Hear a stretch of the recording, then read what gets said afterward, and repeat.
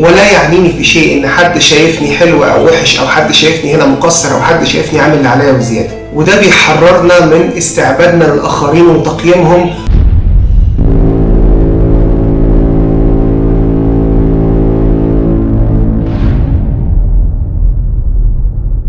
سلام ونعمة، ازيكم؟ اتمنى تكونوا كلكم بخير. النهاردة معادنا مع الحلقة 17 من كتاب التدريبات الروحية للكاتب الامريكي دالاس ويلر.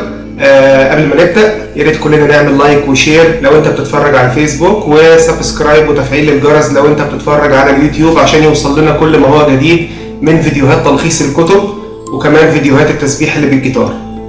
يلا بينا. تدريب العفة. بيظن البعض ان العفة هنا مقصود بها غير المتزوجين، باعتبار ان المتزوجين دول حياتهم الجنسية دي بقى سداح مداح وقت ما يعوزوا. لا، المفروض العفة تتمارس هنا وتتمارس هنا. احنا كنا لخصنا 3 كتب قبل الكتاب ده، كتب مشهورة زوجية. في كل كتاب كان في فصل كامل بيتكلم عن العفة والجنس في الزواج، فاحنا كان في حلقتين في كل كتاب من الكتب اللي فاتت موجودة على البلاي ليست عندكم على الليست، ممكن ترجعوا لها وتبصوا عليها، فمش هنضيع كلام عن الموضوع ده اكتر من كده.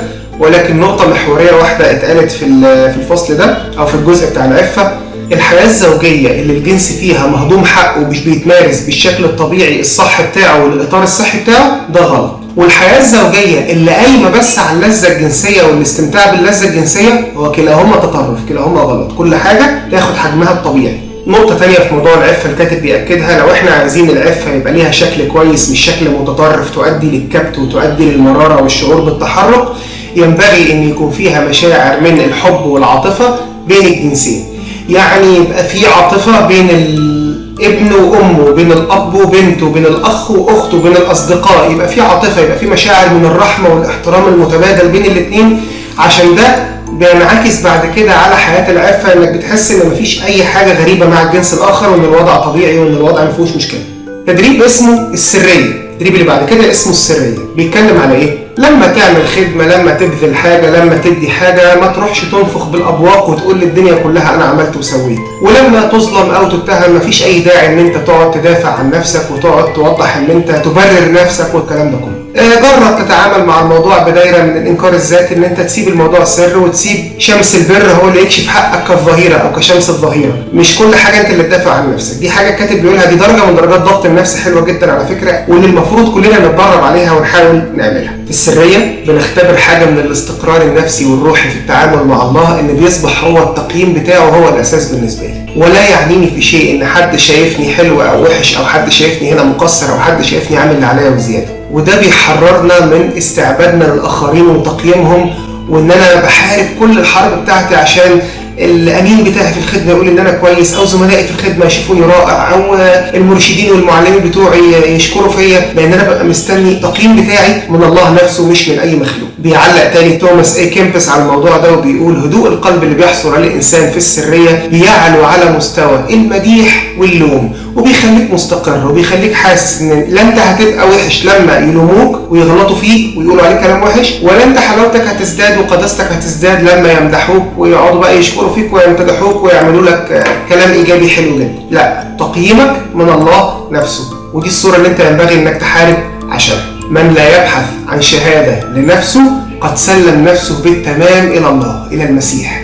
فهو خلاص كل اللي شغله دلوقتي إن الله شايفني إزاي، بيقول عليا إيه، مش مشغول خالص برأي الآخرين وتقييمهم والكلام ده كله. تدريب: في المرة القادمة لما تلاقي نفسك في أي موقف تنافسي مع حد، صلي إن الآخر هو اللي يكسب، وإنه لما يكسب أو يبقى هو اللي منتصر أو هو اللي بيتم امتداحه أكتر، افرح له، افرح لنجاح الآخرين. اخرج من دايرة ذاتك شوية وابدأ ابذل عشان الآخرين، وافرح لفرحته كأنها فرحتك أنت. ده تدريب مهم جدا، ولو مارسته هتحصد بركاته. صلي ان اللي حواليك يكونوا ظاهرين وناجحين اكتر منك في مجالات معينة. درب نفسك على ده. مش شرط تبقى انت اللي متصدر المشهد، مش شرط تبقى انت بطل الفيلم. من احدى اسباب عظمة يوحنا المعمدان ان هم لما قالوا له انت المسيح، كانت ممكن حاجة زي كده تفرحها قوي، يحس ان شايفين المسيح.